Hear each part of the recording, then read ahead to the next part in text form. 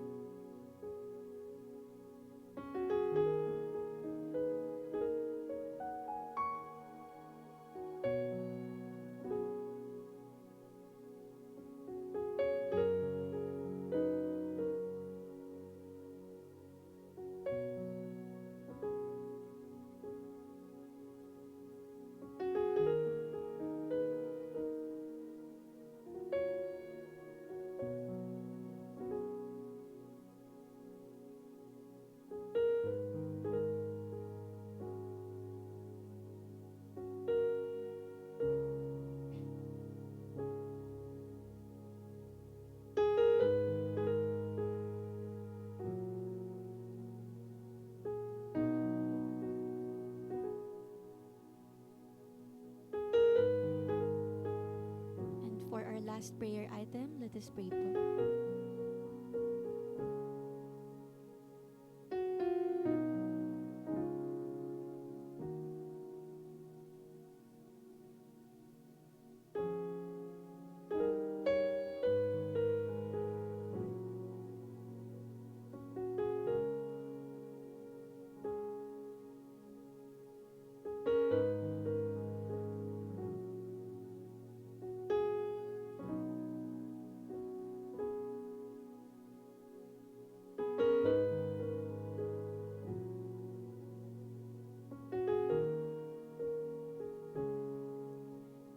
Panginoon naming makapangyarihan sa lahat, maraming salamat po because we know that your Holy Spirit is continually working in our lives, in our families, and even in your church, Lord. Thank you, Lord, for always reminding us that your power is greater than our weaknesses. Mas malaki ka, Panginoon, sa kahit anumang problemang kinakaharap namin. Kaya't dalangin namin, Panginoon, na tulungan mo po kami na mas mag-focus sa iyo at sa iyong kapangyarihan at presensya kaysa sa aming mga takot at pag-aalinlangan. Lord, salamat din po sa buhay ng aming mga volunteers na tapat na nagsuserve sa iyo. Bless them with strength, joy, and love as they serve you each day. Nawa, Lord, ay lalo silang mapuno ng pagmamahal na nagmumula sa iyo so they can love others just like you love us too. Panginoon, hinihingi rin po namin ang wisdom para sa mga decisions na ginagawa namin araw-araw.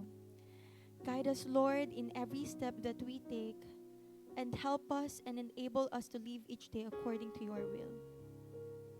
And Lord, we pray for Pastor Olim. Tulungan mo po kami na marinig ng malinaw ang iyong salita through him. May your word convict us, change us, and transform our hearts so we can grow deeper in our relationship with you. Maraming salamat po, Panginoon, sa iyong kabutihan at faithfulness sa amin that is new every single morning. This is our prayer, Lord. In Jesus' name we pray. Amen.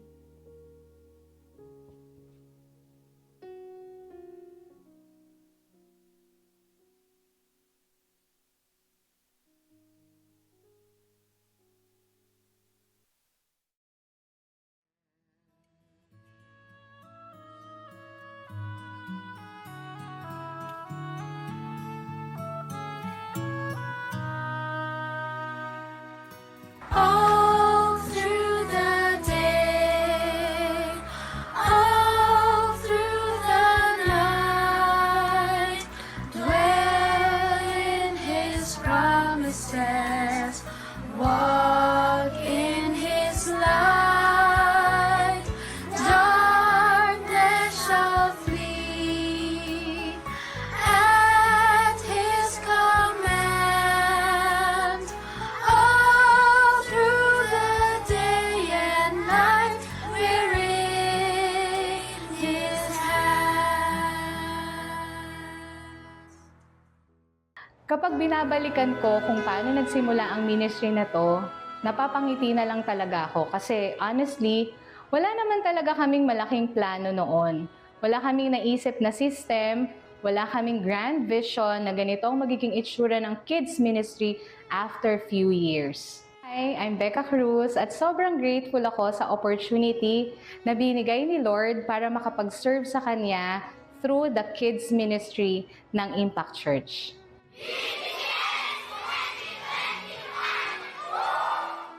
Ang meron lang kami ay simpleng desire na maipakilala si Jesus and syempre to keep the kids busy para makapag-concentrate sa pakikinig ng sermon ang mga magulang nila. Naalala ko pa noong first Sunday worship service namin sa Chopsticks, habang ongoing ang worship service ng adults, katabi lang ng mga parents nila ang mga bata. Tapos coloring activity lang ang prepare namin para sa kanila. Of course, para hindi sila maglikot, and para nga makapag-concentrate yung mga parents nila. Tahimik lang na umpisa at parang walang ideya noon na lalaki at gagamitin pala ni Lord ang maliit na beginning na iyon. Amazing talaga ang pagkilos ni Lord. From less than 10 kids, naging around 40 to 50 kids, minsan 60 na kids ngayon every Sunday. From few volunteers katulad nila Teacher Ann Saur, Teacher R.A. Vergara at Teacher Jevy Adaya na willing mag-handle ng malilikot at makukulit na bata to many volunteers na handang magpagamit kay Lord at handang turuan ng mga bata about kay Jesus. Habang dumadami sila at habang dumadami din ang mga volunteers, lalo kong nakikita na may ginagawa si Lord na higit pa sa kaya naming plano or imagination. Naalala ko nung pandemic, syempre bawal ang physical gatherings. At isa talaga sa pinakamalaking tanong sa puso ko ay, paano na ang mga bata? Nasa season pa naman kami noon na unti-unti nang lumalago ang kids ministry. Inisip ko kung paano sila magpapatuloy na makarinig ng mga stories about kay God kung hindi kami pwedeng magkita-kita physically.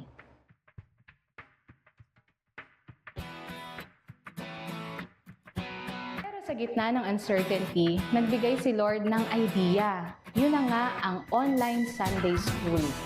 Honestly, nangangapa talaga kami noon. Kasama ang mga volunteers, inisip namin, paano nga ba ito gagawin? Anong app ang gagamitin? Paano namin gagawing engaging at appealing para sa mga bata? Hindi pa naman normal noon ang paggawa ng online content, lalo na para sa children's ministry.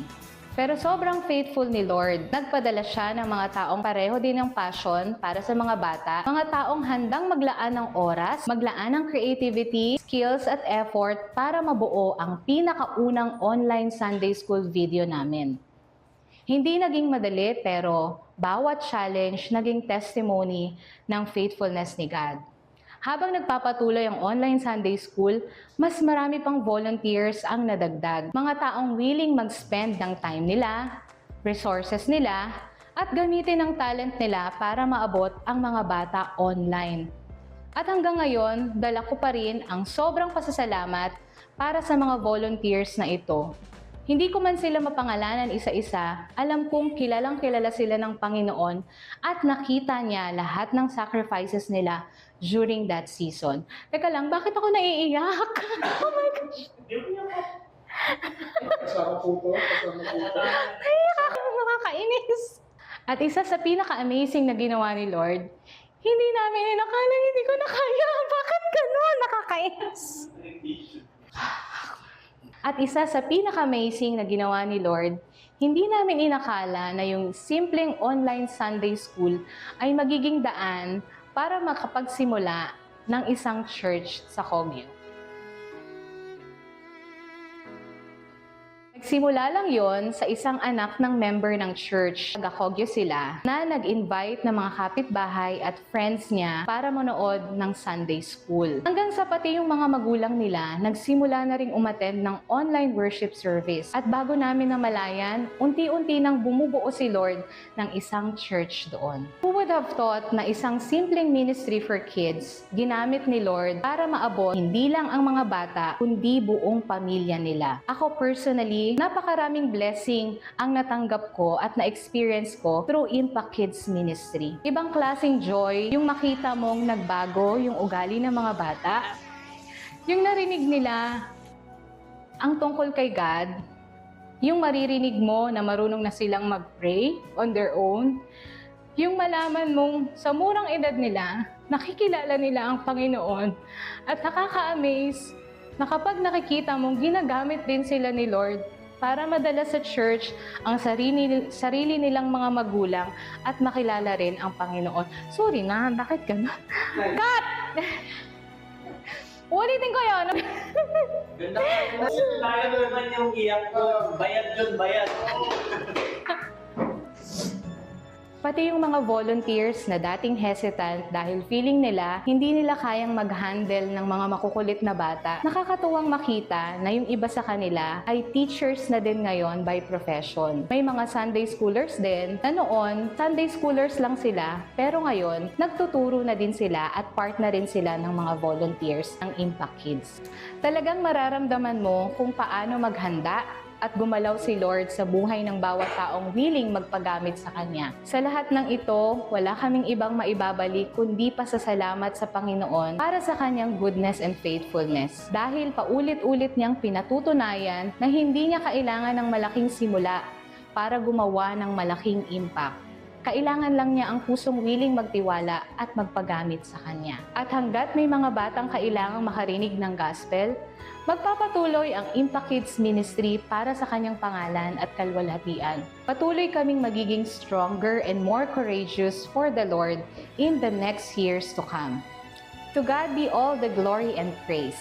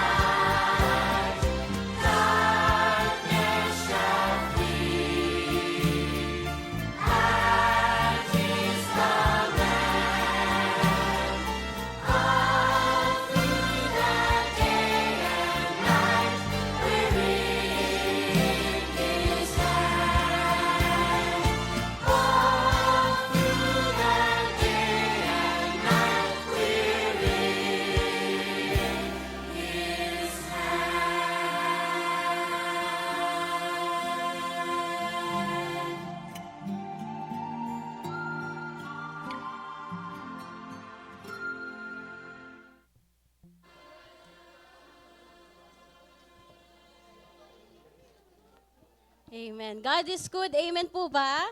Amen. And because of that, can I invite everyone to please stand? And let's greet each other good morning muna as we start this day to worship Him. Let's say good morning sa mga katabi natin. Ayan, truly God is good. Today, as we gather in God's presence, let us remember that no matter what season we are in, God remains faithful and worthy of all our praise. I would like to share a quick story about the last time that I was here on this stage. It was the week before my LET exam po. And during that time, a lot of doubts. Sobrang anxious ako and so nervous because I had no time to prepare for it. And sobrang busy din sa work. But through it all, I kept praying and surrendering everything to God. And now, by God's grace, I am now an LPT, like Martina also is an LPT. But we couldn't have done it without God. That is why I am sharing this victory with you, church, because it is so amazing how God moves in our lives, how God works in each of our lives. Even when we doubt ourselves, we can still choose to trust in Him, and everything will go according to His plan. So today, church, let us also surrender all to Him, our worries, our fears, and even our victories and thanksgiving. So church, may we reminded to trust God even when we cannot see what lies ahead. Let us sing this song together, church. You call me out upon the waters, the great unknown, where feet may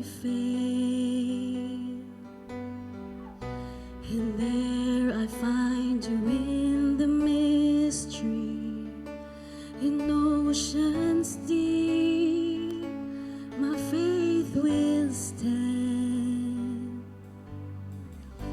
and I will call upon your name, and keep my eyes above the waves.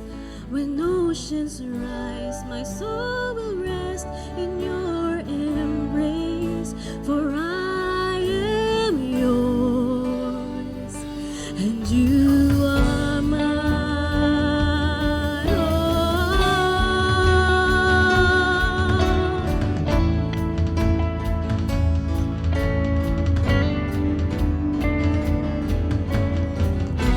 Your grace abounds in deepest waters. Your sovereign hand will be my guide. Where feet may fail and fear surrounds me, you've never failed, and you won't start now. So I will call upon your name, and keep my eyes above the waves. When oceans rise, my soul will rest in your embrace, for I am yours, and you are mine.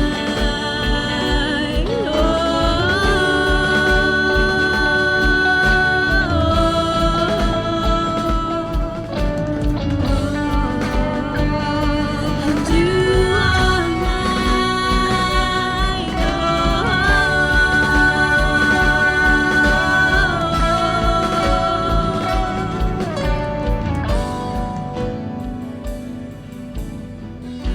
Spirit, lead me where my trust is without borders. Let me walk upon the waters wherever you would call me. Take me deeper than my feet could ever wander, and my faith will be made stronger in the presence of my Savior. Spirit, lead me where my trust is without borders. Let me walk upon the waters wherever you would call me.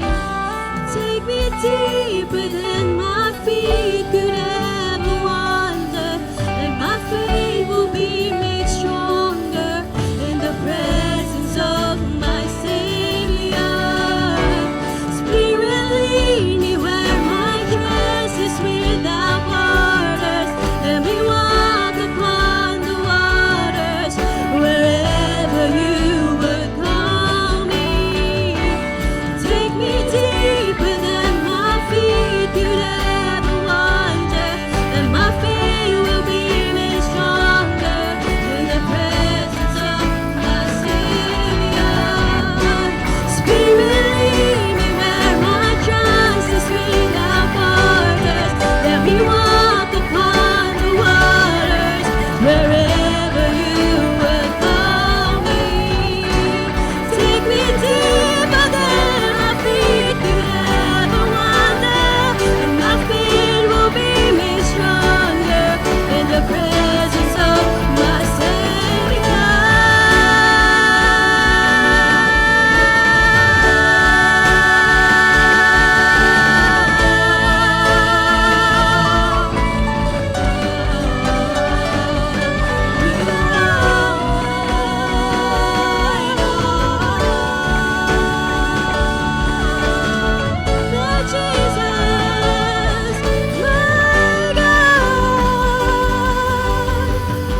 And I will call upon your name, and keep my eyes above the waves.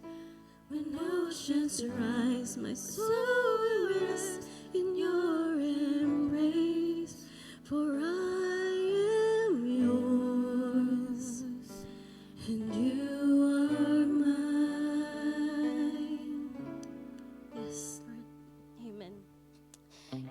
the deepest waters, God is with us. And because He is faithful, we can still choose to praise Him in every season. So church, let us sing. Let's raise a hallelujah. Let's lift our voices and declare that our praise belongs to God alone. Let's sing this, church. I raise a hallelujah in the presence of my enemies. I raise a hallelujah louder than the unbelief. I raise a hallelujah. My weapon is a melody. I raise a hallelujah. Heaven comes to fight for me. Let's sing. I'm gonna sing. And I'm gonna sing in the middle of the storm. Louder and louder, you're gonna hear my praises roar. Up from the ashes, hope will arise. Death is defeated, the King is alive. I raise a hallelujah with everything inside of me. I raise a hallelujah. I will watch the darkness flee. I raise a hallelujah in the middle of the mystery. I raise a hallelujah. Fear you lost your hold on me. I'm gonna sing in the middle of the storm. Louder and louder, you're gonna hear my praises roar. Up from the ashes, hope will arise. Death is defeated, the King is alive. Sing a little louder, sing a little louder, sing a little louder, sing a little louder, sing a little louder, sing a little louder, sing a little louder. Oh, sing a little louder, sing a little louder. In the presence of my enemies, sing a little louder, louder than the unbelief. Sing a little louder. My weapon is a melody. Sing a little louder. Heaven comes to fight for me. Sing a little louder. In the presence of my enemies. Sing a little louder. Louder than the unbelief. Sing a little louder. My weapon is a melody. Sing a little louder. Heaven comes to fight for me. Sing a little louder. I'm gonna sing in the middle of the storm. Louder and louder, you're gonna hear my praises run. Up from the ashes, hope will arise. Death is defeated, the King is alive. Sing, I'm gonna sing, I'm gonna sing in the middle of the storm. Louder and louder, you're gonna hear my praises run. Up from the ashes, hope will arise. Death is defeated, the King is alive. We sing, I raise a hallelujah. I raise a hallelujah. I raise a hallelujah.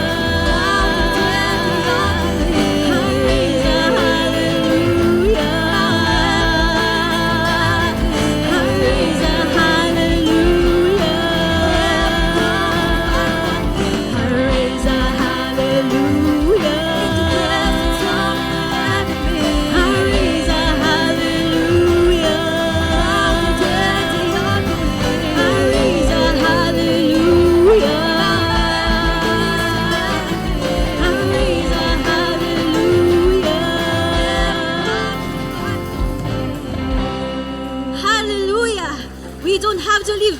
disappointed and discouraged because the joy of the Lord is our strength. Amen po ba? Amen. And because of that, church, let us clap our hands and celebrate His goodness as we sing praises to Him.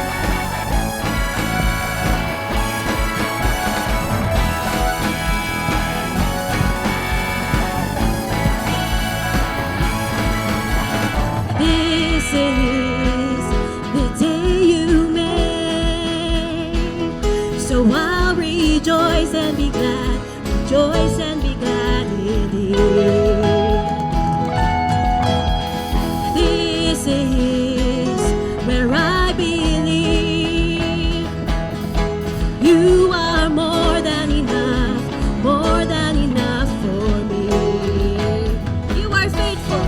You are faithful to your promise. You are strong when I am weak.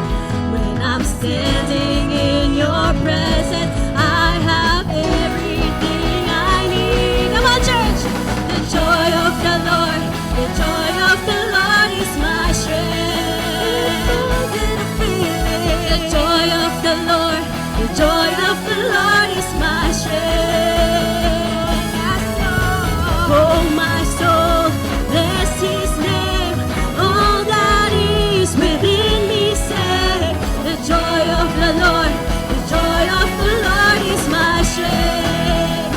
Whoa, whoa, whoa, Jesus, come what may, you are worthy of all my praise. You are faithful to your promise.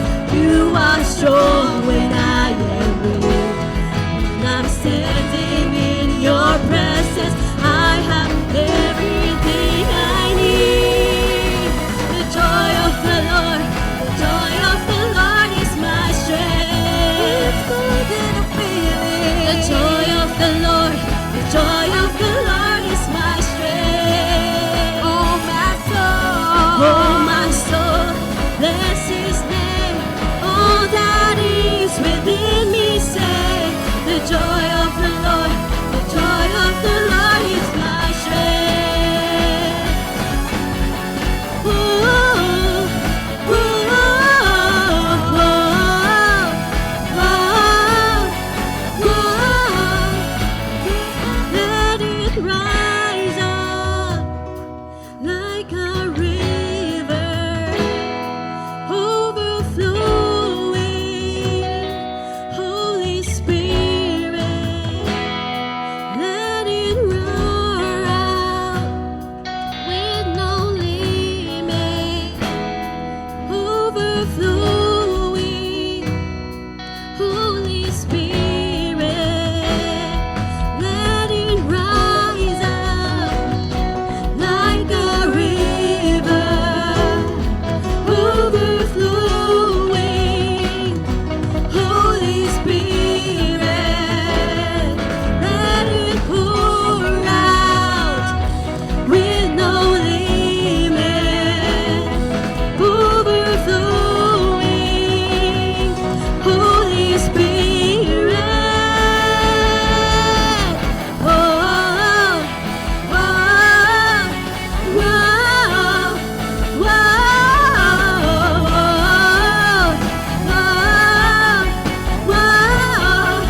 oh, let's sing the joy. The joy of the Lord, the joy of the Lord is my strength. The joy of the Lord, the joy of the Lord is my strength. Oh, my soul, bless His name. All that is within me say, the joy of the Lord, the joy of the Lord is the joy of the joy of the Lord, the joy of the Lord is my strength. It's more than a feeling. Oh, my soul, bless His name. All that is within me say, oh, my soul, bless His name. All that is within me say, oh, my soul, bless His name. All that the Lord. The joy of the Lord is my strength. Whoa, whoa,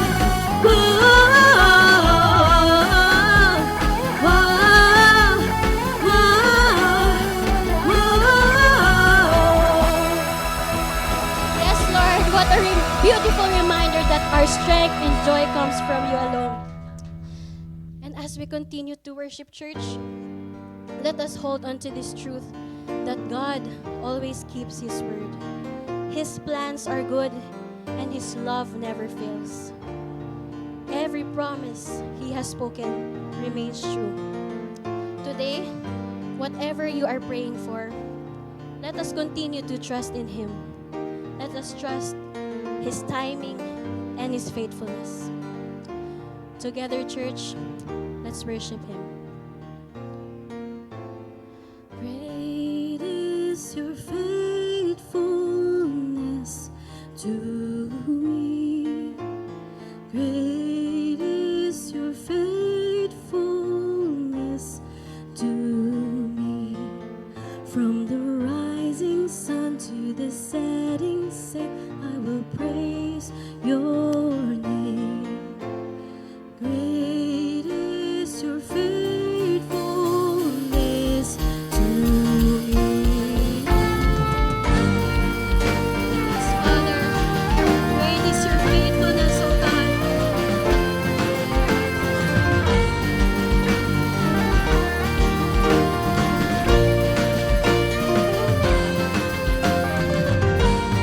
God of Abraham, the God of covenant, the faithful promises. Time and time again, you have proven you'll do just what you said. Though the storms may come and the winds may blow, I'll remain steadfast and let my heart learn when you speak the word, it will come to pass. Great is your faithfulness to me. Great is your faithfulness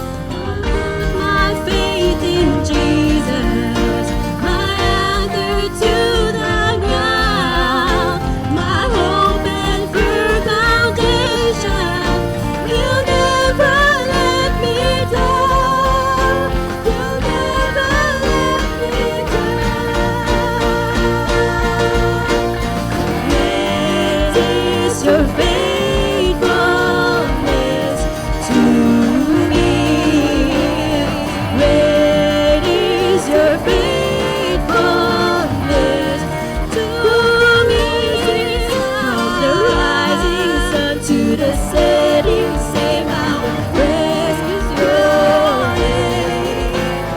Great is your faithfulness. Great is your faithfulness.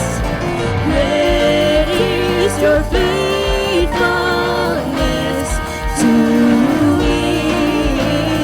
Great is your faithfulness to me. From the rising sun to the setting same, I will praise your name. From the rising sun to the setting same, I will praise your name. From the rising sun to the setting same, I will praise your name. From the rising sun to the setting same, I will praise your name. Great is your faithfulness to me. Great is your faithfulness. Let's sing that one more time, church. Great is your faithfulness to me. Great is your faithfulness to me. From the rising sun to the setting sun, I'll praise your name. Great is your faithfulness to me. Yes, Lord, and great is your faithfulness, Lord God. We thank you for this time, Lord. Thank you for this time of worship and for your presence that has filled this place. Thank you, Lord, for reminding us of your faithfulness in every day, in every season, and for your unfailing love and promises, Lord. Father, we surrender everything to you. Our worries, our plans, and our victories, Lord. As we continue with this service, we ask that you prepare our hearts to receive it with openness, humility, and faith, Lord. Let your word take root in us and bear fruit in our lives. We lift up all the glory and all the honor. In Jesus' mighty name we pray. Amen and amen. You may now all take your seats.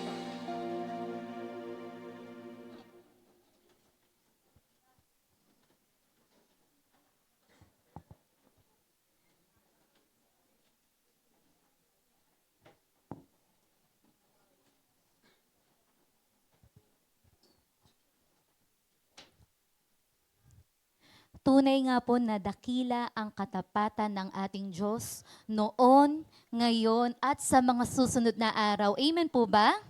Amen. Kaya muli po palakpakan natin si Lord dahil deserve niya lahat ng papuri. Yan. Good morning, Impact Church family.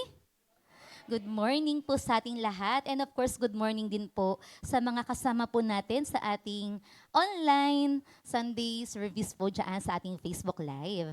For our announcements po for today, we would like to greet happy birthday po sa birthday celebrant natin this coming week on May 29 po ay birthday po ni Tita Edna de Guzman. Andito po ba si Tita Edna? Ayan, dito po. Happy birthday po. At birthday din po ni Ate Ruji May Vargas. Ayan. And for our ministry report, tayo po ay nagpapasalamat sa ating Panginoon dahil patuloy po niyang sinusustain ng ating mga volunteers para po sa mga ministering pinapagawa po sa atin ni Lord. Nitong nagdaang linggo po ay nagkaroon po tayo ng acoustic guitar band builder.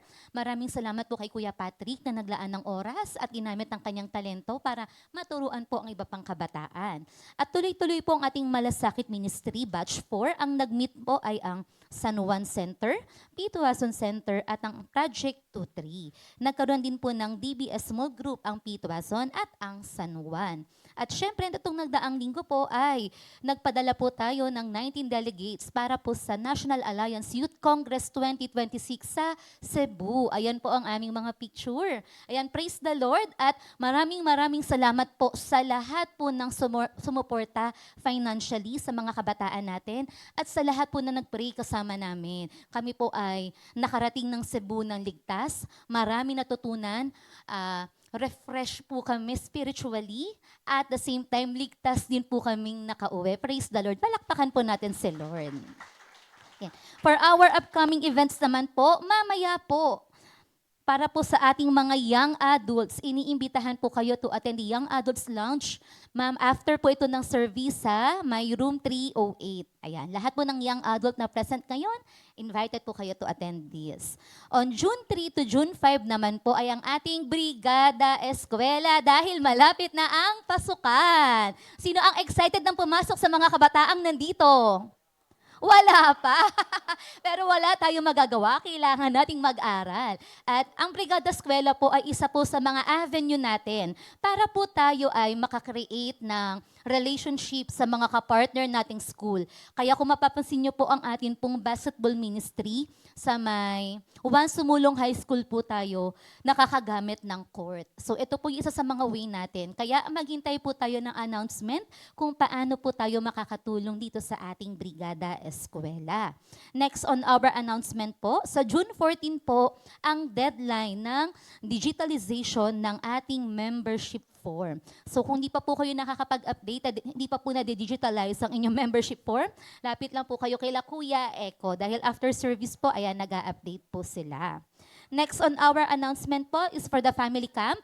Kung wala po kayo last Sunday at hindi nyo po nabalitaan ang changes sa ating schedule, ang family camp po natin ay July 3 to 5.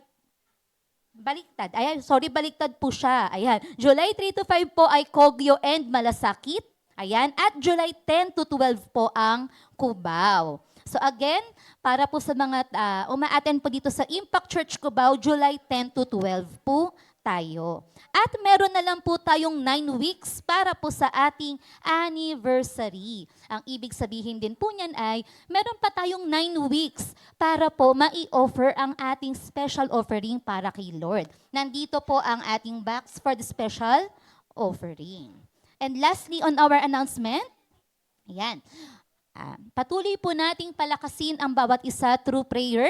Let's visit our Impact Church prayer wall. Nandyan po ang ating QR code. Pwedeng i-scan or pwede nyo pong i-search ang website, tinyurl.com/impactpraise. So that's all for our announcement. Tayo po ngayon ay mag-worship na po kay God sa pamamagitan po ng pagbibigay ng tithes and ng offering.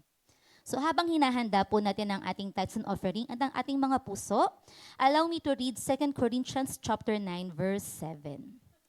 You must each decide in your heart how much to give, and don't give reluctantly or in response to pressure. For God loves a person who gives cheerfully.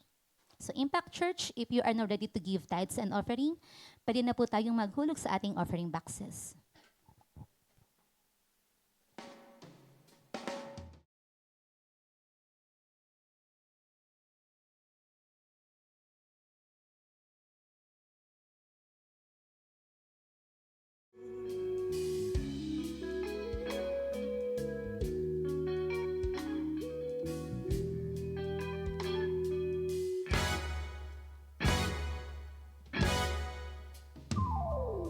Alam kong ako'y hindi nararapat, ngunit ako'y iyong minahal. Lagi kitang tinatalikuran, ngunit ako'y hindi mo iniwan. Kahit na ako'y makasalanan, tinanggap mo pa rin ako. Kahit na hindi nararama, minahal mo ako. Jesus, ang pag-ibig mo. I invite everyone to please stand. as we read the Word of God found in Joshua chapter 14, verses 6 to 15. A delegation from the tribe of Judah, led by Caleb, son of Jephunneh the Kenizzite, came to Joshua at Gilgal. Caleb said to Joshua, "Remember what the Lord said to Moses, the man of God, about you and me when we were at Kadesh Barnea. I was 40 years old when Moses, the servant of the Lord, sent me from Kadesh Barnea to explore the land of Canaan. I returned and gave an honest report, but my brothers who went with me frightened the people from entering the promised land. For my part, I wholeheartedly followed the Lord my God. So that day, Moses solemnly promised me, the land of Canaan on which you were just walking will be your grant of land, and that of your descendants forever, because you wholeheartedly followed the Lord my God. Now, as you can see, the Lord has kept me alive and well, as he promised for all these 45 years since Moses made this promise, even while Israel wandered in the wilderness. Today, I am 85 years old. I am as strong now as I was when Moses sent me on that journey, and I can still travel and fight as well as I could then. So give me the hill country that the Lord promised me. You will remember that as scouts we found the descendants of Enoch living there in great walled towns.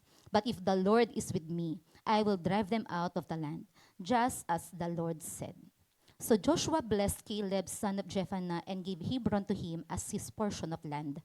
Hebron still belongs to the descendants of Caleb, the son of Jephunneh the Kenizzite, because he wholeheartedly followed the Lord, the God of Israel. Previously, Hebron had been called Kiriath Arba. It had been named after Arba, a great hero of the descendants of Enoch, and the land had rest from war. Purihin po ang salita ng Diyos, maaari na po tayong umupo.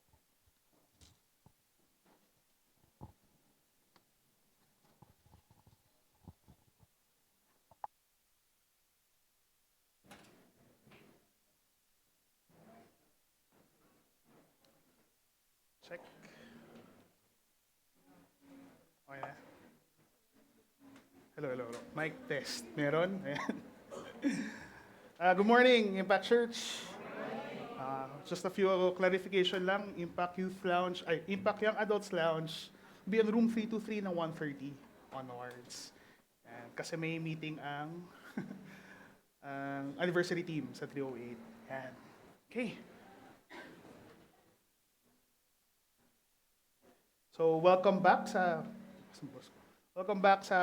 mga youth natin na galing Cebu nung umattend nung NACY.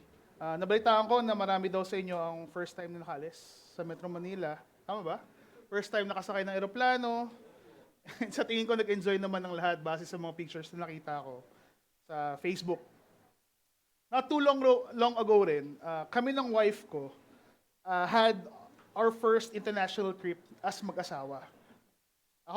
Personally, matagal na yung last trip ko abroad. Siguro parang 2011 pa, nung huling alis ko, papuntang Saudi, kasi yung tatay ko, katrabaho sa Saudi.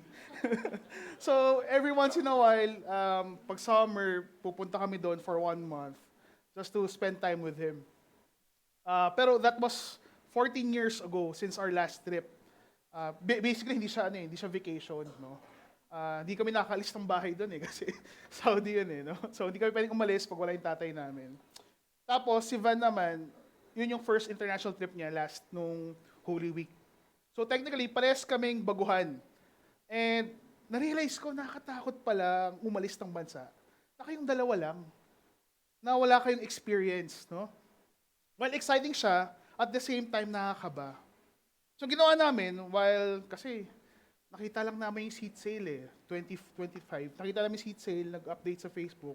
Nag-book agad kami kahit wala kaming idea ano yung pupuntahan namin. So nakita namin, Taiwan available. Sige, Taiwan tayo. So ginawa namin, nag-prepare kami. Nag-research kami kung ano yung mga kailangan namin prepare na documents, mga places na kailangan namin puntahan, magkano dapat yung budget, ano yung itinerary namin. Sa totoo lang, si Van, yung search history niya sa TikTok, puro about Taiwan. Kasi yung kailangan naming aralin, no? Kasi wala kaming idea kung anong meron doon So, mismong itinerary namin, pinagawa namin kay ChatGPT. Sabi ng 5 days, tataywan kami, anong kailangan namin puntahan. Si ChatGPT bahala. Though we did our fair share of preparation, pero iba talaga once you've stepped into an unknown territory. Throughout our international trip, puro DIY lang kami. No? Hindi kami nag-group ng mga group tours, nag-book ng group tour sa Klook. Tapang namin eh. Umasa kami kay Google at kay ChatGPT. Wala kaming tour na sinalihan. Even yung transportation namin, kami bahala. Puro train, bus, lakad. Ang best friend namin ni Van during that time, sa trip na yon is cellphone namin. Kasi kailangan namin yung Google Translate. Kasi Chinese yung lingwahe doon. So you have to picture, no? At Google Maps. But I remember one instance sa trip namin ito. Itong lugar na pinuntahan namin, sobrang layo niyan. So parang estimate from Cubao to Tagaytay siya. No? Pero wala kaming kotse. Nag-train lang kami. Sobrang layo niyan. Maganda yung place. No? Isa siya sa mga mahabang kalye sa Taiwan na very Instagrammable. Kaya pinuntahan namin yan for the sole reason, makapag-picture si Van sa lugar na yan. Maraming kainan, maraming shops doon sa pinuntahan namin. Sabi nga ni Eko, para siyang Ghibli, no? Yung style niya, yung itsura niya, parang Ghibli-inspired. Sa kasamaang palad, dahil nga sobrang layo ng lugar, ginabi kami. Kitang-kita naman, gabi na yan. Dumating kami dyan around 7 p.m. Para mag-close yan around 9. So usually, yung mga tao, yung mga turista, nagbubook dyan ng tour. Kasi syempre, pagpunta mo dyan, gabi na, at least pag uwi mo, sasakay ka na lang ng tour bus, makauwi ka ng lugar nyo. Pero sa amin ni Van, kasi tapang kami, nagtapang-tapakan kami, kinumute lang namin yan. Ang problema, according kay Google, nung pagdating namin dyan, malapit na yung last trip. Malayo pa kami sa bus station.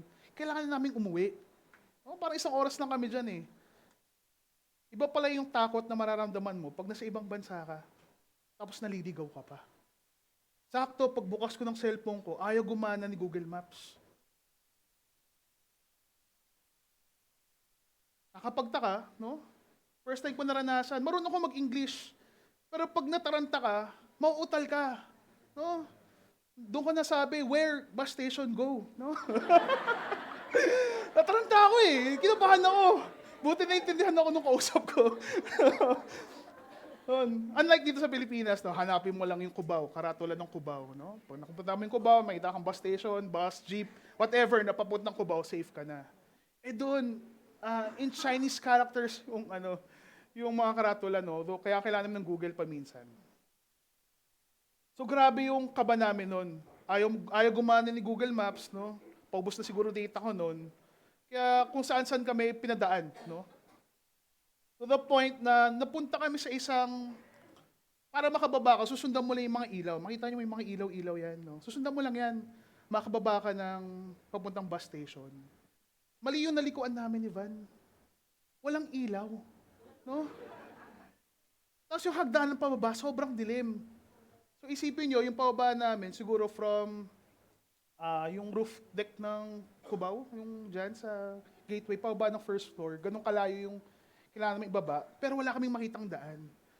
No?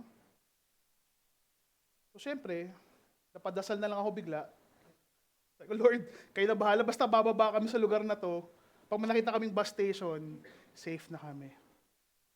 At nung nakita namin yung ilaw ng police station, medyo gumaan loob namin. Ay, may police station. Katabi nito, bus station. At sa madaling salita, nakauwi naman kami. Nandito nga ako ngayon eh, malamang nakauwi kami. Pero iba yung feeling ng naliligaw ka. You have no sense of direction. At yung inaasahan mong isang bagay, ayaw gumana. Pero alam nyo, after yung trip na to namin ni Van, first trip namin outside the country, mas naging kampante kami sa isa't isa. No? Mas naintindihan namin yung mga quirks namin. No? Kung ano yung kinakinisan ni Van. No? Inis na inis si Van pag nagmamadali ako. Tapos siya nag-aayos pa. No? Gawin namin yun. Or ako, nainis si Van sa akin pag magsasabihin ako isang direction, mali pala yung direction na pupuntahan namin. Magagalit sa akin yun. Pero in the end, no, we understand and somehow we understand how to complement one another. Wag lang talaga kayo maligaw kasi pagpapawisan kayo ng sobra-sobra. Kahit malamig yung lugar na yan, pinagpawisan ako. No? So for our story today, ang kwento natin is, seems like patapos na yung journey ng Israelites. No? The journey ng Israelites from Egypt to the wilderness, crossing the Jordan River. Now, their journey is about to end. Sa totoo lang, naligaw sila ng malala for 40 years, ang mga Israelites. No? Nailaban ang kabatakot nila papunta ng isang banyagang lugar, at ngayon, they have finally reached their destination. Now, it is time to settle into the promised land. At partida, panahon nila Joshua, walang Google Maps. Nakarating pa rin sila. In the story, marahil nagtaka kayo, bakit lumaktaw tayo from chapter 7, from Pastor Gerard's preaching last Sunday about the scene of Achan. So ngayon, napunta tayo kay Caleb and his request of inheritance sa land ng Canaan. Totoo lang, when you scan through the 7 chapters we have skipped, from 7 to 14, makikita natin doon yung mga battles na naganap sa panahon ni Joshua. In which, of course, sa chapter 8, pinatawad ng Diyos ang kasalanan ng Israel dahil kay Achan, pinatay si Achan, blessing army ng Israel, kinonquer nila yung city of Ai. And he blessed, and dahil doon, nag-connive, nagsama-sama yung pwersa ng mga hari. Natakot na sila kasi ginugulpin na nila Joshua lahat ng kalaban nila eh. So ginawa ng mga kings ng Canaan, nag-connive sila, nagsama-sama sila para talunin ng Israelites. But eventually, lahat sila natalo. Sabi nga, in chapter 13, if I'm not mistaken, or chapter 12, there are around 31 kings from the land of Canaan na tinalo nila Joshua papunta dito sa lugar nito. In chapter 13, before this chapter, makikita natin na tumatanda na si Joshua. After all the years they've been through sa wilderness, at sa pagpasok nila sa Canaan, marami pang land na kailangan i-conquer. Pero the Lord had promised Joshua that He will be with them until they drive them out, all the forces inhabiting the promised land. And now, binilagyan ng panibagong task ng Diyos si Joshua. Panahon na para i-divide ang lupa. Mag-alat ng lupa sa bawat tribe ng Israel. The years of war and battle is now transitioning in time of rest. And now we are here on our discussion point for today. In chapter 14, there are 6, in chapter 14, verses 6 to 15, in which Caleb sought the Lord and asked for a piece of land that was promised by God through Moses, in which Joshua happily and readily gave to Caleb. Sa totoo lang, parang sabi nga namin sa pastoral meeting, parang napaka-uneventful naman ng chapter na to. No? Hatian lang ng lupa, walang gera, walang conflict. Na nangyari, parang puro dialogue lang. Kumbaga, parang papunta na tayo sa epilogue, sa patapos ng kwento ng buong Joshua. Well, pag skinim mo yung chapters, no, from 13 to 24, hatian lang talaga ng lupa yung mangyayari, no? At ang magiging focus ng book ng Joshua for the remaining time, no? Except for the last 2 chapters. Pero pag binigyan natin ng mas matinding pansin ang passage na ito at yung pagbasa ni Ma'am Jaid kanina, marami tayong makikita at mapupulot na aral sa kwento na to. Sa kwento ng hatian ng lupa. Last Wednesday, during our pastoral meeting, yung privilege namin mga pastor, no? Meron kaming privilege to discuss the upcoming chapters na pinag-aaralan natin sa 8-week DBS small group natin. And we had a lively discussion, batuhan ng ideas nila Pastor Jero, Pastor Nani, Kuya Ryan, regarding this chapter. Of course, sa unang tingin, parang walang magandang ganap sa chapter 14. Hiningi lang ni Caleb yung promise na lupa, binigay ni Joshua. Tapos yung kwento.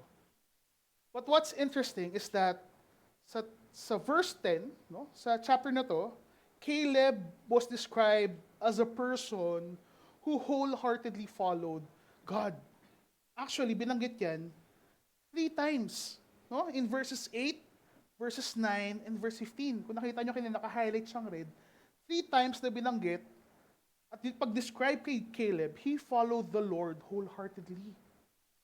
And for us to understand, really understand, Caleb's faithfulness, his obedience, at yung reward, we have to go back to where it all started.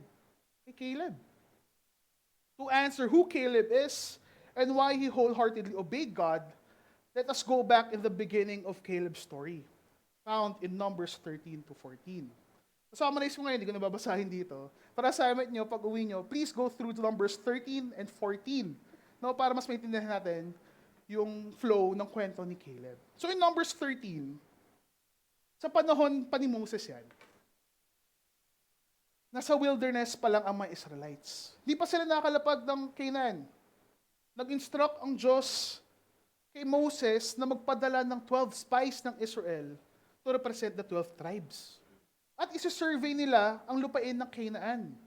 Bago nila ito pasukin at i-conquer ang promised land. Kabilang sa 12 spies, si Joshua at si Caleb. After 40 days ng pagmamasid, nag-report ngayon ang mga spies kay Moses at buong community at sa harap ng buong community ng Israel. So nag-gather yung mga leaders, no? Nag-report ang 12 spies. Sinabi ng spies na ang lupain ng Canaan ay masagana. It is bountiful, overflowing with milk and honey. Maraming prutas at ani na namumulaklak rito. Pero, maraming malalakas na tao at makakapangyarihan na cities ang nakapaloob doon sa nation na to. Fortified walls, fortified cities, bawat city, may army, at mas nakakatakot dito, merong mga lahi ng higante ang naninirahan sa Canaan. Maraming malakas na army sa bansa ng Canaan. Pero si Caleb, hindi siya napanghinaan ng loob. At rinay niyang pakalmahin ang mga tao. Sabi niya, guys, relax. No? Let's go at once and take the land. We certainly can conquer it, sabi ni Caleb. Also in chapter 14, sabi ni Caleb, do not rebel against the Lord. Huwag tayong matakot kasi binigay ng Panginoon ang lupa sa atin. They're only helpless prey for us. Pray lang sila, no? They have no protection. Wala ang Diyos sa kanila. Sa atin, ang Diyos. So for our first truth today, we can see that yung wholeheartedness ni Caleb is rooted, no? Meron siyang faithful confidence, rooted in God. In Numbers 13:30, but Caleb tried to quiet the people as they stood before Moses. Let us go at once to take the land. We can certainly conquer it. In the story of the 12 spies, si Caleb at si Joshua lang yung confident na i-conquer yung lupain ng Canaan. For the other 10 spies, they believe that the risk they will put themselves into outweighs the reward that is waiting for them. Mas nangingibabaw yung takot ng 10 sa mga pagsubok na harapin nila kaysa sa reward at kasaganahan na nag-aabang sa kanila pagtawid ng Jordan River at papuntang Canaan. Maybe yung spies, ano lang sila, realists, no? Pessimist in nature. Makita ka ba naman ng higante? Makikita ka naman ng mga cities na fortified. Armies na tiyak na mas marami kaysa sa kanila. Sino ba ang hindi panghihinaan ng loob? But there is one thing that these spies missed out when they surveyed the land of Canaan. While the 10 spies look at the circumstances and possible hardships they may face, Caleb and Joshua look at God who brought them to that place. Kung yung 10 spy tumingin sa sitwasyon na kinakarapan nila, sa mga pagsubok, sa mga problema na kanilang haharapin, si Caleb tumingin sa Diyos na nagdala sa kanila out of Egypt, papunta kung nasan sila ngayon. The confidence of Caleb did not come from the absence of trouble or hardship, but it is deeply rooted on the presence of God. Yung confidence ni Caleb, hindi siya nakatingin sa paligid niya at anong harapin nila. Nakatingin siya kung sino ang kasama niya, which is ang Panginoon.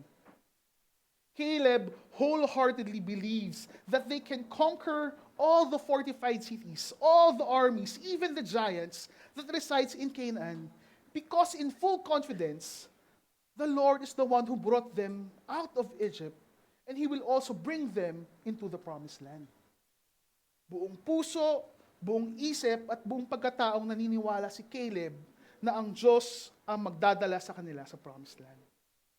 Ang nakakatuwa pa nga dito, hindi rin sa reward nakatingin si Caleb.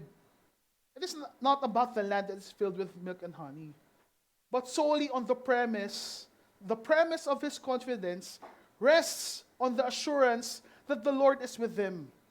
And for Caleb, knowing the Lord is with them is more than enough of a reason to go and conquer the land. Buong pusong naniwala si Caleb, buong pagkataong naniwala si Caleb, na ang Diyos ang bahala sa kanila. When we choose to look and gauge our future with the world's perspective, totoo mo, overwhelmed ka. You will be overwhelmed by fear. The fear of the possible failures na harapin natin. The uncertainties. Hindi hamak na mapapahinto ka rin sa takbo ng buhay mo. At marahil nga gusto mo huminto sa pag-usad ng iyong buhay. But when we fix our gaze to our Father in heaven, you will truly appreciate how far you have come in this life. Let me give you a story that I had heard recently sa isang uplift natin. I've known this person for quite some time. Nakilala ko siya nung youth volunteer pa lang ako ng Impact Church. No? Di pa ako pastor noon, nag-aaral pa lang ako, pre-pandemic pa. Itong lalaking to, nung high school pa lang, isa siya sa mga pinakapasaway na bata. Malakas siya mang trip, tila wala siyang interes sa pag-aaral. Ang alam niya lang, gusto niya lang mag-basketball at makipagbarkada. Nakilala niya yung Impact Church dahil sa coach niya sa One Sumulong High School. Requirement kasi ng coach na yon na magsimba sila at umattend ng church. Naging regular goer siya doon. Hindi lang sa church but also student center. No? Dati, ang uwian ng school, if I'm not mistaken, Sir Francis, 2 p.m. ba ang uwian ng One Sumulong dati? No? 2 p.m. ang uwian ng One Sumulong. Itong estudyanteng to, 1 o'clock pa lang, nasa student center na. No?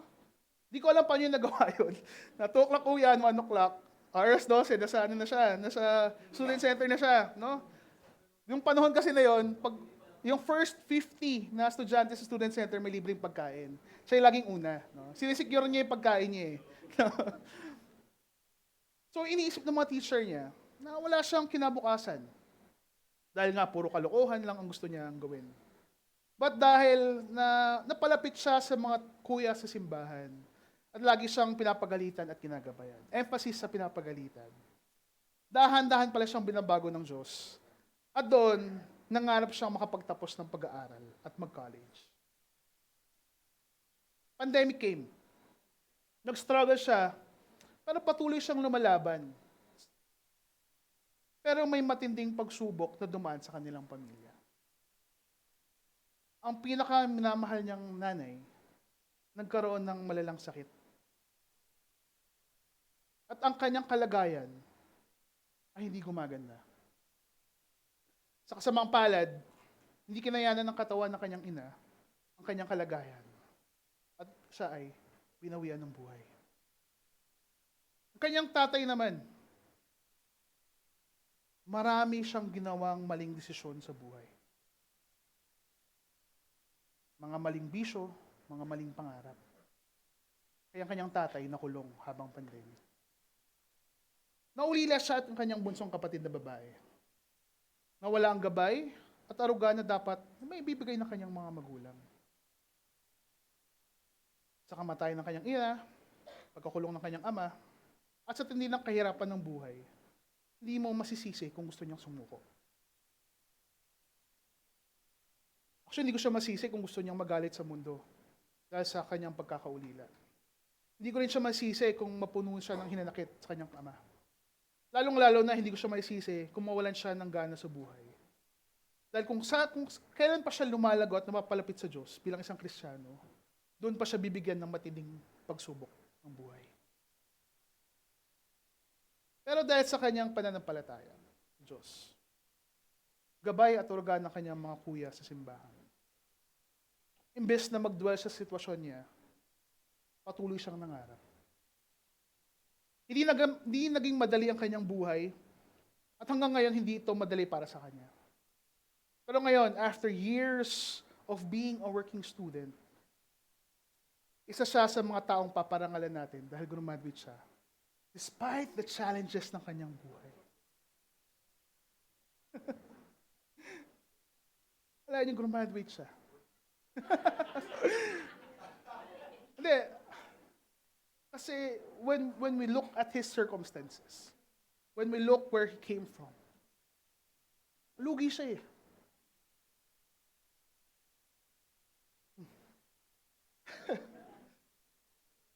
Lugi siya.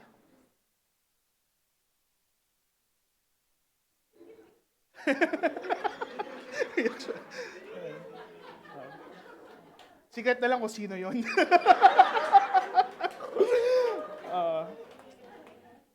But I'm so proud of this person. No? Actually, nagpaalam ako na share ko yung kwento niya. Kasi who knew no, na a simple, pasaway na bata would dream and he would allow the Lord to change him. Ngayon, siya'y nag-aalaga sa... siya'y nag-aalaga sa kapatid niya. Ngayon, of course, may sarili pa rin siya mga problema kailangang harapin, paano maghanap ng trabaho, whatever, whatever circumstance it may be. But he can be confident in the Lord na kung sa darkest moments ng buhay niya, naitawid siya ng Panginoon. What more ngayon? What more ngayon? He can confidently fix his eyes on Jesus. Even in the life of Caleb, the proof that he wholeheartedly followed God was his fixation on God. Not on the circumstances na meron siya. Imagine, out of the 12 spies, dalawa lang kayong naniwala, dalawa lang kayo nanalig sa Diyos, at dahil dyan, hindi nila kinalimutan kung ano ang ginawa ng Diyos sa buong Israel. Niremind nila yung buong Israel eh. Kaya natin to, kasama natin ng Diyos. But despite of their professed trust and faith in God, the Israelites had a different opinion on the matter. Tuloy natin yung kwento. No? After trinay ni Caleb i-convince ang buong assembly ng Israel, matindi talagang opposition ng 10 spies sa gusto ni Caleb. Nisigaw nila, hindi tayong mananalo. Ang lakas ng Canaan. Para lang tayong grasshopper sa mga higanting nakatira sa kanila. At ang buong community ng Israel ay natakot sa report ng 10 spies. At dahil sa narinig nilang pangit na report, lahat sila nag-complain kay Moses at kay Aaron. Sinigaw nila, kung namatay na lang tayo sa Egypt or sa wilderness, baka mas maganda pa yun kaysa mamatay tayo dahil sa army na kalaban. Papatay nila tayo. Tayong lahat, pati ang ating mga anak, gagawing alipin, ang ating mga asawa, gagawing alipin. Ito ang iniiyak ng Israelites. E naiisip nila, what's worse is that through their complaints, umalaw yung utak nila. Ano kaya pa nagkaroon tayo ng bagong leader? Kung hindi na lang si Moses, for sure, babalik tayo at makakabalik tayo ng Egypt. Upon hearing the murmurs, the malicious contempt of the Israelites, Moses, Aaron, Caleb, and Joshua began to weep. Umiyak at naglament sila sa sitwasyon nila. They tore their clothes and said, "The land we passed through and explored is exceedingly good. Kung ang Diyos natutuwa sa atin, wala tayong kakatakutan. Masagana ang lupain. Bibigay ng Diyos sa atin yan. Huwag lang tayong magrebel, maging rebelde at magrebel sa Diyos. Huwag tayong matakot. Because binigay ng Diyos ang lupang to para sa amin. Yung proteksyon nila, hindi katulad ng proteksyon na meron sa atin. The Lord is with us. Hence, let us not be afraid. But even in their lament, in their crying, it fell into deaf ears. Yung mga Israelites, hindi lang nagpaplanong palitan si Moses. Nagpaplano na sila paano patayin si Caleb at Joshua. At doon, nagalit ang Diyos sa buong Israel. So for second truth, our wholeheartedness should be an uncompromised obedience. It must have been difficult for Caleb and the rest of the leaders who believed in God noong narinig nila na nagko-complain yung buong community ng Israel. Alam ni Caleb yung katotohanan. Alam ni Caleb anong dapat gawin nila. Alam nila kapag sinunod nila ang Diyos, walang makakapigil sa kanila sa pagtaboy ng armies sa Promised Land. Pero sa desire niyang sundin ang kalooban ng Diyos, tila mapahamak pata sila. But despite the murmurs and the intent of the community of Israel to stone them to death, Caleb stood his ground and wholeheartedly believed and still believed the Lord will deliver. Hindi ko ma-imagine ano yung itsura, gaano ka-tense yung situation ng panahon na yun. Isipin mo habang nag-pray at nag-plead sila sa buong Israel na maging matapang at sundin ang utos ng Diyos. Behind their backs, nagpa-plot na pala ng masamang balak ang mga taong nagko-convince na wag silang pumunta doon. Hindi ko rin maintindihan ng community ng Israel sa pagkakataon na ito. Naranasan nila ang kapangyarihan ng Diyos noong pinalaya sila sa pagkaalipin sa Egypt. Sa pamamagitan ng plagues, no? Miraculous yun. Nung hinabol sila ng Egyptians, hinati ng Diyos ang Red Sea. Sa pag-stay ng Panginoon sa kanila, sa gitna ng desyerto, ng wilderness, meron silang mana at quail. Sa lahat ng gera, iniligtas sila ng Diyos sa tiyak na kapahamakan. Kahit po ulit-ulit sila nagkakamali sa mata ng Diyos, nililigtas pa rin sila ng Diyos. And ngayon, without even seeing the enemies in front of them, basta niwala sila sa report ng 10 spies.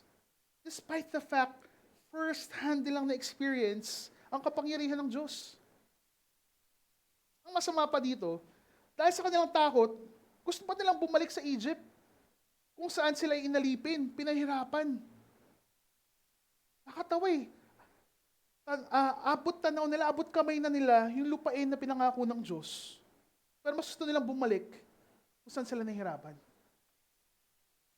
Ang kasalanan na pinakita dito ng Israel ay hindi lang sa pagtatraidor kina Moses. Pero ito ay contempt, disrespect sa Diyos, na tila ba hindi nila pinapaniwalaan ang kakayahan ng Panginoon. Kahit paulit-ulit niyang pinapakita na siya ang bahala sa kanila. What else does the Lord need to do for the Israelites to fully trust Him? As if the Lord needs proving, when in reality, the Israelites are the ones who needs to prove their loyalty to the Father. But the good thing, pangpalubag loob kumbaga, out of all those who disbelieved, 4 remained and proved their faithfulness to the Father. In an uncomfortable and unpopular stance, Caleb, Joshua, Moses, and Aaron obeyed and believed when all of Israel had lost their hope and trust in God. They did not compromise their trust in God kahit na nagagalit yung mga tao sa kanila. They did not compromise their faith kahit lahat gustong tumalikod sa Diyos. They did not compromise their obedience to the Father when no one wanted to obey. In a difficult and even life-threatening situation, they still wholeheartedly believe that the Lord will be the one who will carry them to the promised land. Makikita natin yon kung nasaan yung trust ng 10 spies sa buong Israel, at ng buong Israel during the time. When they heard the report, lahat sila na-discouraged. Dahil dyan, they began to think for themselves. Inisip agad nila yung capabilities nila. Or in this case, anong kakulangan nila?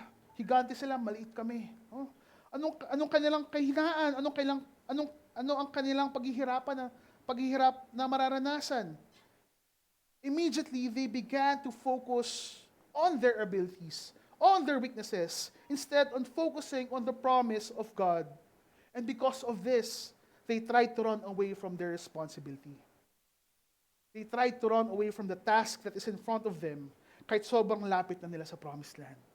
They would rather revert back to their old ways rather than to trust God and obey Him, to obey His will.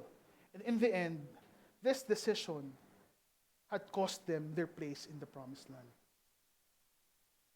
Sa totoo lang, madali talaga mag-compromise. Parang second nature nga yan sa atin sa ating mga tao. Just to please everyone or even compromise, no? Para makatakas sa responsibility. In our lives, marami tayong ginagawang compromise.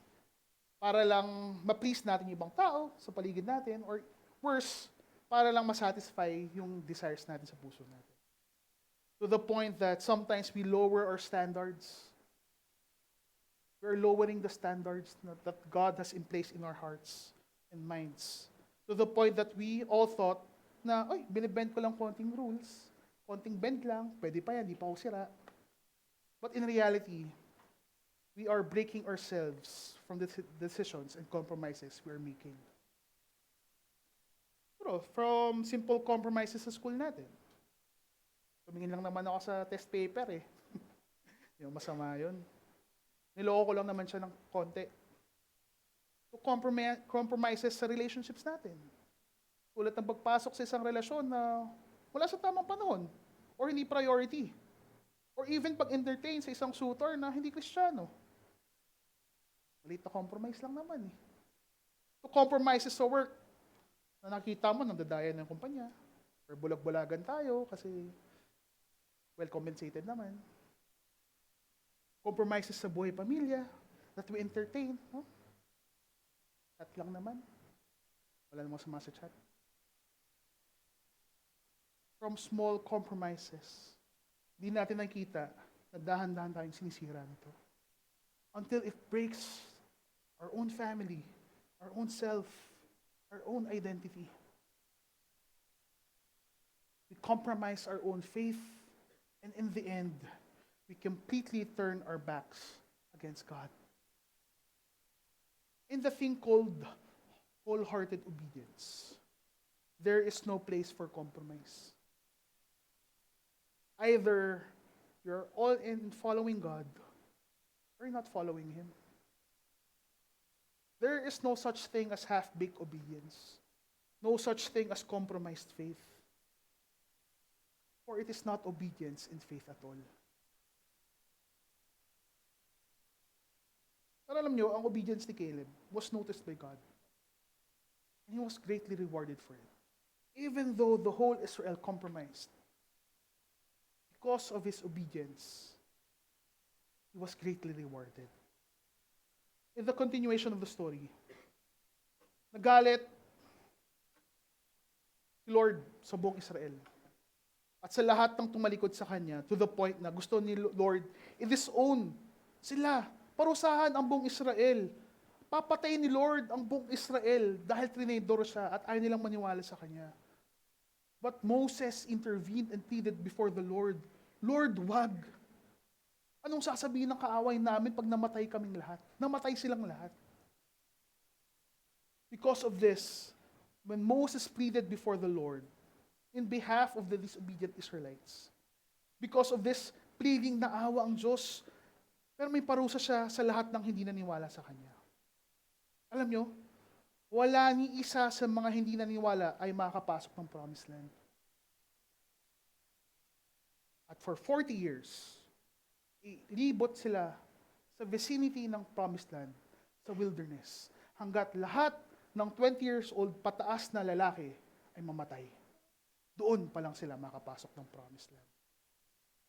In Numbers 14, verse 24, specifically, sabi ni Lord, but my servant Caleb has a different attitude. Grabe no, si Lord na-notice niya si Caleb. Meron siyang different attitude than others have. He remained loyal to me, so I will bring him into the land he explored. His descendants will possess their full share of land. For third truth today, when you wholeheartedly obey the Lord, merong blessing, merong inheritance. The punishment for their disobedience and unbelief were so severe that lahat ng 20 years old pataas mamamatay sa disyerto. Walang makalapag sa promised land. And for 40 years, they will aimlessly wander through the rough wilderness. And only because of the grace of God, only yung mga anak nila yung makatapak at makapunta sa promised land. What is more painful ay yung mga spy na nagbigay ng masamang report, na nag-cause ng gulo sa community. Alam niyo ba, lahat sila mamamatay pamamagitan ng plague. Wala ni isa sa kanila ang mabubuhay sa wilderness. But it's very different from Caleb and Joshua. And kung grabe ang parusa ng Diyos sa grumbling, sa unbelief, actually sa contempt ng Israel, mas matindi ang blessing na binigay niya doon sa mga faithful at hindi nag-compromise sa paniniwala nila, which is si Caleb at si Joshua. Alam mo, there are 3 specific blessings that God gave to Caleb. Una, Caleb survived the wilderness and entered the promised land. Sabi sa Numbers 14 verse 30, sa verse na yan, "You will not enter and occupy the land I swore to you." The only exception is Caleb and Joshua. Nakakatawa tong kwento to eh. Nung nababaliw na yung mga Israelites, takot na takot sila, ayaw nilang sugurin yung Canaan para i-conquer. Nagmakaawa si Moses para patawarin sila. Eh may hatol ang Diyos na kailangan isabihin ni Moses sa mga Israelites. Ni-report niya, sabi ng Diyos, di tayo pupunta sa Canaan, babalik tayo sa disyerto, mag-iikot tayo doon for 40 years. At wala ni isa sa inyo ang makapunta ng promised land.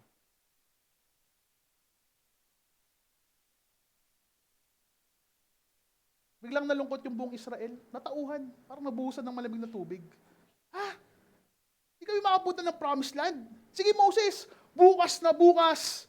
Babangon kayo maaga, susugod tayo. Kukonquer natin yung Canaan. Pero it was too late. Kahit sugurin nila ang promised land, hindi sila magwawagi. At mamamatay sila kalaban ang mga Canaanites at Amalekites. Kasi wala nang Diyos eh. Ayaw ng Diyos gawin yung gusto nilang gawin. Pero nagbatigas sila. Kaya nagtaka si Moses, bakit ngayon pa kayo magdi-disobey kung kailan meron na kayong parusa? Ngayon kayo susunod. Kaya nung sumugod sila, di nila kasama si Moses, di nila kasama yung Ark of the Covenant. Inubos sila ng Canaanites at Amalekites. Pangalawang blessing ni Caleb. The Lord sustained Caleb's strength until he inherited his own land. In Joshua 14, sinabi dyan, "Now as you can see, the Lord has kept me alive and well as He has promised for all these 45 years since Moses made this promise. Even while Israel wandered in the wilderness, today I'm 85. Pero I'm as strong now as I was when Moses sent me on that journey. I can still travel and fight as well as I could then. So please give me the hill country that the Lord had promised me. You will remember that as scouts we found the descendants of Anak lived in the great walled towns. But if the Lord is with me, I will drive them out of the land, just as the Lord has said." So Joshua blessed Caleb, son of Jephunneh, and gave Hebron to him as a portion of his land. And lastly, hindi lang sa lupa na bless si Caleb. Alam niyo ba? Yung reward ni Caleb, generational. In Joshua 14:14, it says, "Hebron still belongs to the descendants of Caleb, son of Jephunneh the Kenite, because he wholeheartedly followed the Lord, the God of Israel." Alam nyo, Caleb's reward was not because of a one-time, spur-of-the-moment obedience. Hindi lang siya one time. It has been a conscious effort of following and being faithful to the Lord for the span of his lifetime. From the moment that he was sent as a spy, to rallying the Israelites to obey God and to conquer the land, from lamenting and pleading before the Lord na huwag patayin ng Israel, Even to the point na gusto siyang patayin ng sarili niyang tao. To Joshua taking up his newfound role. And now where they have defeated 31 kings and armies. He remained loyal. To be exact, 45 years of loyalty or more. He wholeheartedly followed God, not just in the words that he says, but most especially in the actions that he did. He was loyal until his very old age. It is not a one-time obedience. It was his whole life. Ang nakakatuwa dito, even at the age of 85, he still wholeheartedly believed that through the help of God, he will beat the same giants that caused fears in the hearts of Israelites 40 years ago. His belief is still the same. Yung kinakatakutan ng mga Israelites noon, yun yung gusto niyang kaharapin, kaya kinukuha niya yung Hebron. Kasi gusto niyang talunin yung mga higanteng nagpatakot sa kanila. Buong puso siyang nanindigan. At pinaninindigan ang kanyang paniniwala at pananampalataya sa Diyos na kahit yung mismong mga higante na kinakatakutan nila, yun yung gusto niyang i-drive out. Dahil alam niya, not because of his own abilities, not because of his old age, but because the Lord is with him. Alam niya na kasama niya ang Diyos habang buhay. Truly a man wholeheartedly followed God, and God blessed his obedience and faith. And when you read ahead of Joshua 14, you will see that, naging totoo, binigay ni Joshua ang Hebron kay Caleb at tinalo ng kanyang angkan ang mga higanteng nag-occupy sa Hebron.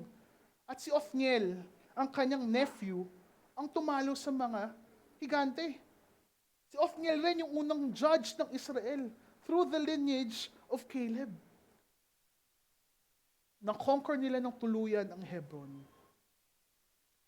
What is good about this is the land rested from war. You know, napaka-significant ng Hebron. Yung lupain na binigay ng Diyos kay Caleb. It was truly a city of rest and refuge. It is the same place of rest and burial sa forefathers nila. Alam niyo yung Hebron, doon nakalibing si Abraham at si Sarah. Doon nakalibing si Isaac at si Rebecca. Doon nakalibing si Jacob at si Leah. It is the same place where Caleb proved his wholehearted obedience kay God rin. Doon niya kinonfess na kaya nating sugurin to. It is also the first city na in-established ni David as his quarters. It served as a city of refuge, which is symbolic for a place of justice and mercy. A fitting place on which Caleb showed tremendous faith in God. Now, there's only one action step that I want to share with you today. And I will end with this now. You have to fix your eyes on God. Do not let your attention drift towards the world. Once we focus on the things of this world, you will only find the horrible and horrid things that it offers. You will focus on the giants of this world, the wars, the unsettling injustices, the never-ending problems, the disdain that this world constantly offers. When you lose your gaze on Christ and focus on yourself and on the world, you will see the evident weakness that you have. You will notice the things that you lack. You will hate the life that the Lord has given to you, and every opportunity of blessing becomes a curse that you cannot escape. Just like the Israelites, kung saan abot kamay na nila yung reward ng promised land, naging curse pa sa kanila. But once we focus our attention on Christ and ask Christ to help our unbelief, to ask God to carry our burdens, our fears, when we cast our anxieties in Him, just like Caleb and the Israelites, He will give you rest. Just like the famous hymn, that when you turn our eyes upon Jesus, Look full in His wonderful face, and the things of the earth will grow strangely dim in the light of His glory and grace.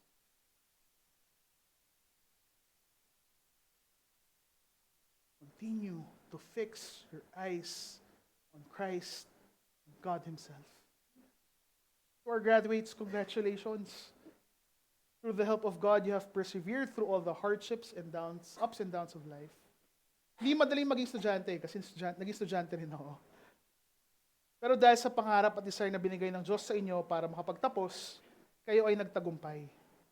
Hindi ito ang dulo ng inyong journey, but ito ay isang panahon na kung saan binigay sa inyo ng Diyos ang pahinga na iyong kailangan. Pero tulad ni Caleb, don't let your own strength and His own will be the driving force of your every move. Let God be the reason of your victories. Let God be the captain of your ship. Let Him be the sole reason of your existence. And the sole existence that we live in is to give Him glory. Like Caleb. God is his reason for his faith. He is the motive in his obedience. And He is his reward, his inheritance, his all in all. Let's pray. Father, we thank you, Lord, for the life of Caleb. Thank you, Lord, that through his life, through his obedience, wholeheartedly following you, Panginoon, through the ups and downs of life, you have sustained him. You have blessed him. You have protected him. And you gave him victory over all the giants that he had faced. Lord, tunay nga na ikaw ang tunay na Diyos. May we learn from Caleb. May we stand in confidence knowing that you are our God. May we not compromise our faith in you to please others. And solely, Lord, remind to us that you are our reward. In Christ's name we pray. Amen and amen.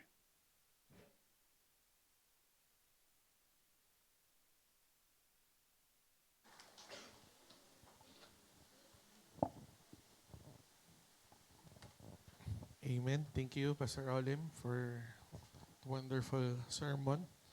Now, we want to acknowledge and recognize ang ating mga nagsipagtapos, ang mga graduates, completers, and passers ng 2026.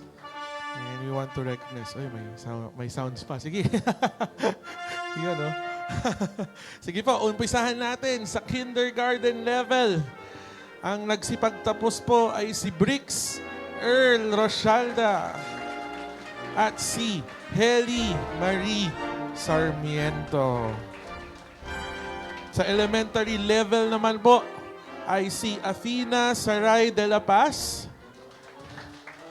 si Absidy Miracle Gonzalez, Sean Pernesita, si Henry Jeca Repollo, Dan Andre Santos, Andrea pala Santos, James Derek Chiares, si JJ Chiares, si Shane Cyrus Vargas, at si Nathan Sarswa. Congratulations po. Sa junior high school level naman, Mr. Jero. Junior High School, Angela Jean Alvarez, John Adrian Bambico, Ashley Janelle Batula, Ashley Joy Batula. Magkaiba po yan, kambal sila ha. Baka malito po kayo. Kimiko Ashley Kua, Isabella de la Cruz, Rihanna Miguel de la Paz, Princess Joy de Guzman, McRain Flor de Liz, Mark Anthony Herbas, Aretha Monica Herradura, GP Pascasio, MJ Rich Perdido. Lordy Daniel Ramos. Alan JZ Repolo. Magkapatid yun. John Azul Tenebro. And Ellie over to Bob. Next naman po ay para sa ating senior high school level. First ay si Avinash Cabrera, Jordan Clotario, Ronaldo Daen,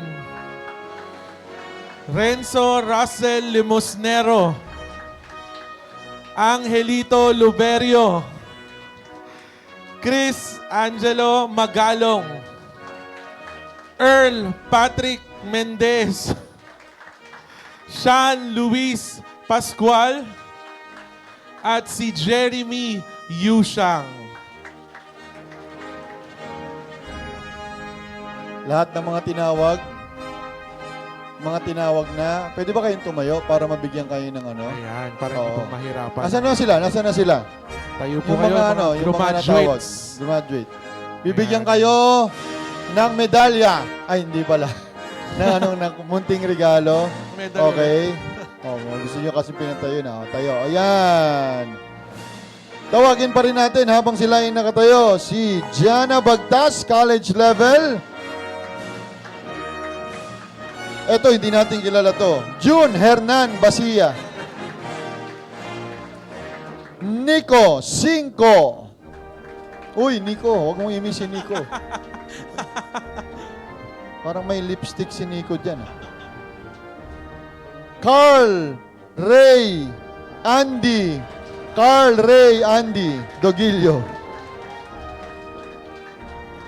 At syempre ang ating mga board exam passers, Martina Rodlin Serrano, Liarni Love Herradura, June Hernan Basia.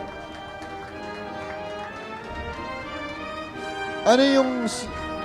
At si Zaira Nika Zamora. Okay.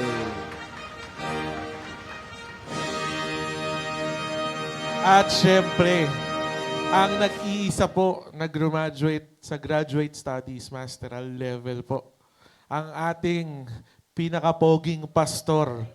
Yan, si Pastor Raymond Domingo, Graduate Studies po, Master of Divinity. Alright. Praise the Lord. Congratulations po sa lahat. Meron ba kaming hindi na tawag na nag-graduate po meron kayo? pa po ba? Hindi po yung sa basketball ha. Iba yung Opo. graduation doon. Ikilala 4 minutes. Oo. Sino po? Ate, graduate po kayo? Nandito po? Apo. Hindi, nandito po. Okay, wala. nandito lang po Apo. na nag-graduate. Meron po ba? Nandito po kayo? Wala po. Sayang Mukhang din wala. nakatin yung apo nyo. Pwede Apo. sana, oo.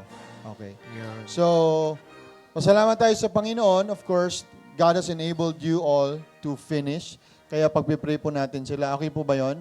Una-una, palakpakan natin ang Panginoon sa binigay niyang talino, lakas at gabay sa lahat ng ating mga graduates. We would like to encourage, kung kayo po, nag-aaral pa lang po kayo, no? Na asamin din po natin na talagang makagraduate tayo at maibigay natin yung best natin sa pag-aaral. Sige po, panalangin natin ating mga graduates. Thank you, Lord Jesus. Thank you, Lord God.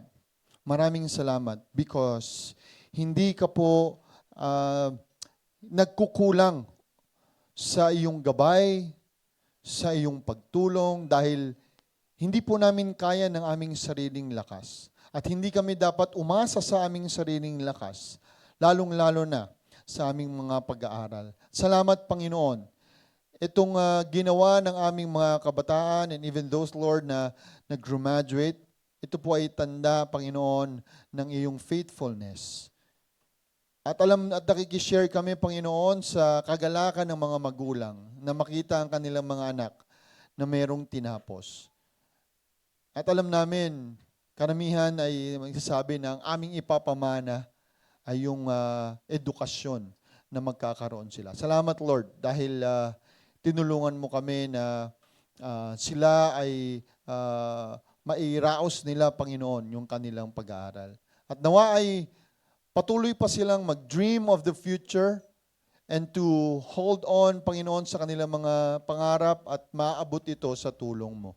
I-bless mo po silang lahat at salamat po sa mga buhay nila that they will become leaders one day, not only sa kanilang mga schools, kundi sa church na ito at sa aming nation. Thank you so much. We praise you in Jesus' name. Amen. Amen. Praise the Lord. Praise Jesus Christ. Ngayon naman po tayo ay tumayo for our benediction.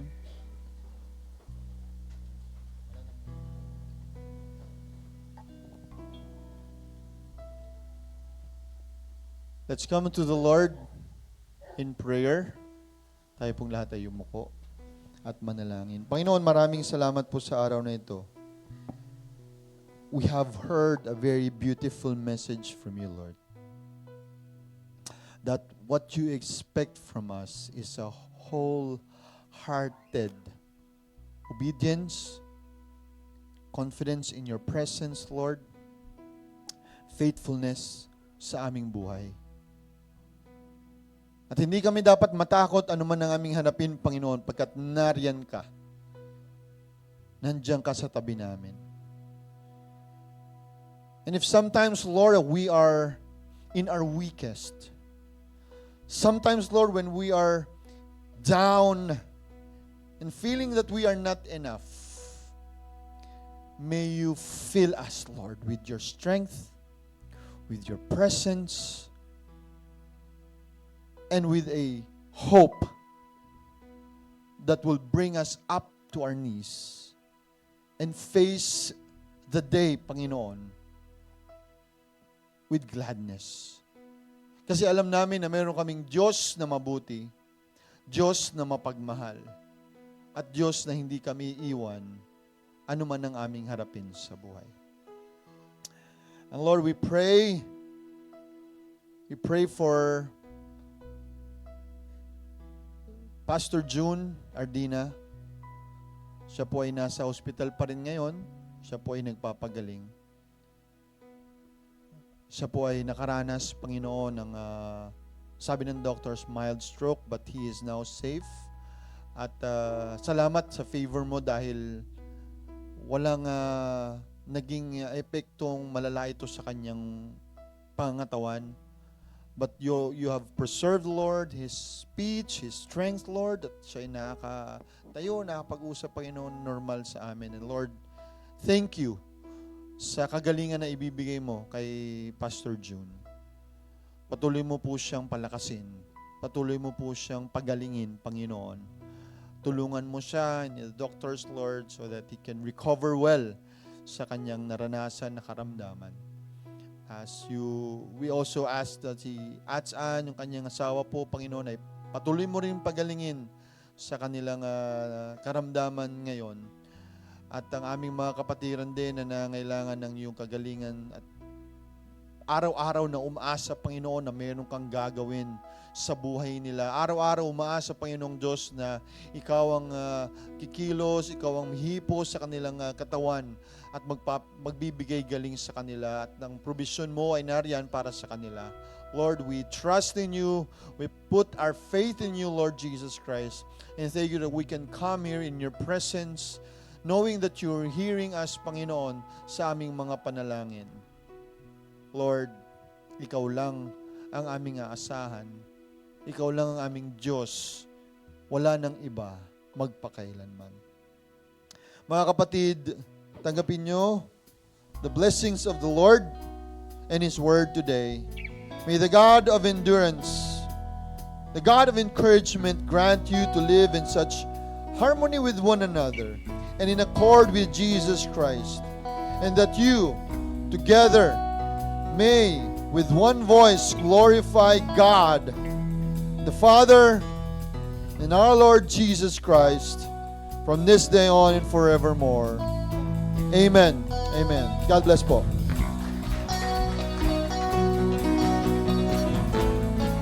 Let's sing our closing song.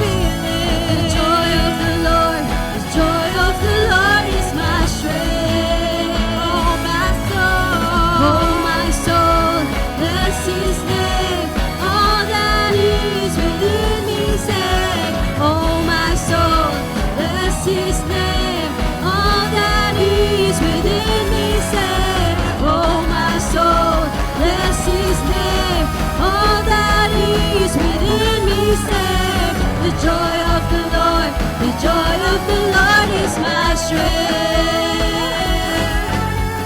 Whoa, whoa,